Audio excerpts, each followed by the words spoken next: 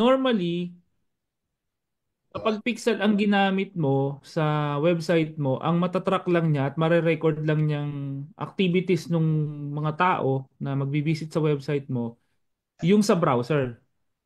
Okay? Minsan kasi, sample, katulad niyan, si TJ, yung browser niya, ilan yung window na naka-open. Di ba? Oo. Ilan yung tab. Tapos lahat ng tab na yon naka-open sa website mo. Pag nag-purchase sa bawat isa-isang tab na yon, ibig sabihin nun, kung 10 yung tab na yon, ang mabibilang nung count nung ads manager na purchase, 10 din. Ah, Pero, ang legit doon, di ba isang tao lang naman yon, nang yes. bogus lang. Correct. Okay. Yun ang disadvantage ng Pixel. Binibilang niya lahat regardless kung duplicated entry or hindi. So, Yung datasets normally o yung conversion API, kahit ilang beses ako mag-order sa website mo, gamit ang iba't ibang browser sa computer ko at iba't ibang tab, bibilangin lang nung ads manager yung actual na tao pagsasama-samahin, ang bilang lang niya nun isa. So accurate yung data mo. Gets? Hindi nakasagot. hindi ko Ganito para maintindihan nyo. Kasi pag, bumulong sa pag akin, nagkan sabi niya, ano daw? ganito.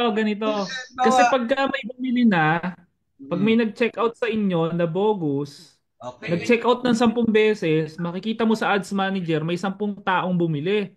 Oo. Pero bogus naman pala, isa lang dapat ang bilang, inaccurate. Maghahanap ka ngayon ng benta, may bumili sa akin na 10, pero ang nakikita ko lang isa. Mm. Yun yung disadvantage ng Pixel. Pag sa conversion API or sa dataset, kung ilan lang talaga yung actual na binili at bumili, yun lang yung mare-record. Okay. Oo, So malinaw. hindi ngayon madadaya at hindi kayo mag-iisip, ay, kaya yung 10 taong bumili na yun, bati isa lang naman yung nakita ko. Nagets? Yes. Okay, so gawa na tayo ng Pixel. dataset ngayon. Gagawa tayong Data dataset. set. All right. Hindi pixel.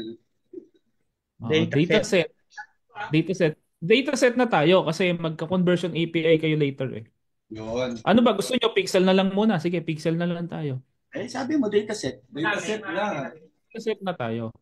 Data set. So add ka lang. Tapos pangalanan mo yung dataset mo. Bong. Ay, anong lalagay ko? Ecom lang ganon. Hindi, O, kahit yung normally, pag sa pagpangalan ng dataset, kung ano yung name ng product, ano yung name ng website mo, yun ang nilalagay mong pangalan. para isa lang. Halimbawa, yung domain mo, pwede mo naman yung domain dyan eh. Ayan, ito na lang. Vertex Pro PH. Kunyari, Vertex Pro nga. Ayan, ganyan. Create. Create ka lang. Yun, Yung meron isa. na agad. Okay. Na-create na yung dataset mo, bibigyan natin na access yung sarili mo na kontrolin yung dataset. Okay. So, assign people ka. I-assign mo yung sarili mo. Full control. Syempre, sarili mo yan eh. Sino ba dyan? Nice, nice. No. Arlen, 14. Full control ka. Tapos use events dataset. Turn on mo muna yan. Ayan no, sa kanan. Yun. Okay, assign people. Done. Okay, may access na yung sarili mo sa dataset. Tapos, yung page, connect mo yung asset. Connect your page. Connect assets. Connect asset. Madali. Di Ayan, ko o, pa connect dito. assets. Ayan. Yan. Tapos, scroll down, connect ka. Yun. Other business assets. Teka, hindi yan nata nalagay page. Ayan, connect mo yung Ecom 1 para just in case na may payment method ka na, magagamit mo pa rin later ang Ecom 1. Nakita na dito, help, help. Okay, done. Okay. And finally, punta ka sa ah, pages. Scroll up mo siya sa pages. Okay. Hanapin mo dyan yung page mo, yung Vertex Bro. Click mo yan, tapos assign people uli. I-assign mo yung sarili mo. Nila ate-ate. Yan. Tapos bigyan mo ng full access. Wow.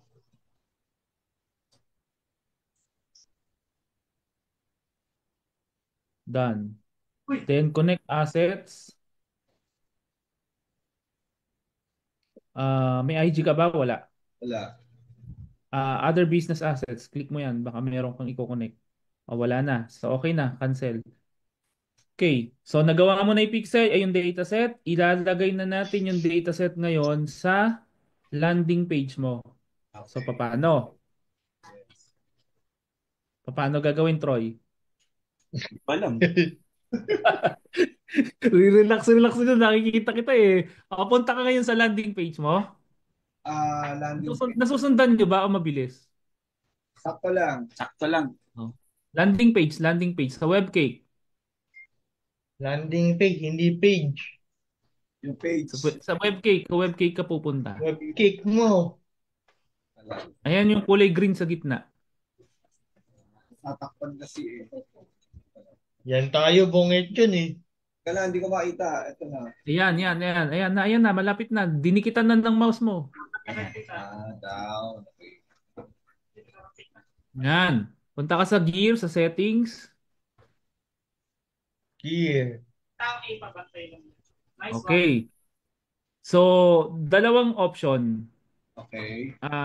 Maglalagay tayo sa mismong landing page or ilalagay natin sa global position para lahat ng subdomain mo na gagawin in the future, yun ng dataset na yon, doon papasok ang lahat ng data. Global, global. Global. Anong gusto mo? Global or local lang dito sa landing page na to? So, Global. na. Mhm. Okay, so close mo yan kung global.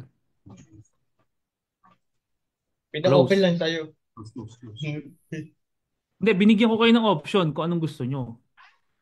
Kasi ako, naka-global ako. Ayun. Sige, So, global. balik ka doon sa tabi ng gear button, may parang window, click mo. Yan. Hindi yan. Back to Hindi dash. yan. Yan. Back to. Yan. Click yan. General. Pangit Oo, talaga. click yan. Click mo. Back to dashboard. Okay. So, punta tayo ngayon sa integrations. Left side. Okay. Then, tracking global. Tapos, create tracking global. Then, i-post mo dyan ay yung configuration name. Maglagay ka ng pangalan. Upcoming vertex po. Pwede naman pare-parehong pangalan para naintindihan mo din. Okay. Balik ka ngayon sa Save. Meta, yung kanina. Save ko muna. Balik ka sa Meta.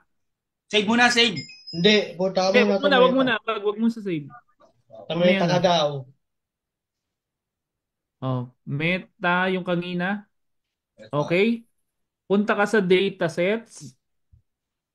Dataset. Ayan, tama yan. I-open mo yung lumabas na yon. May shortcut doon. Tapos scroll down. All tools. All tools. Okay. Tapos hanapin mo yung events manager. Ayun. Click events manager. Kukunin natin yung ID nung dataset mo.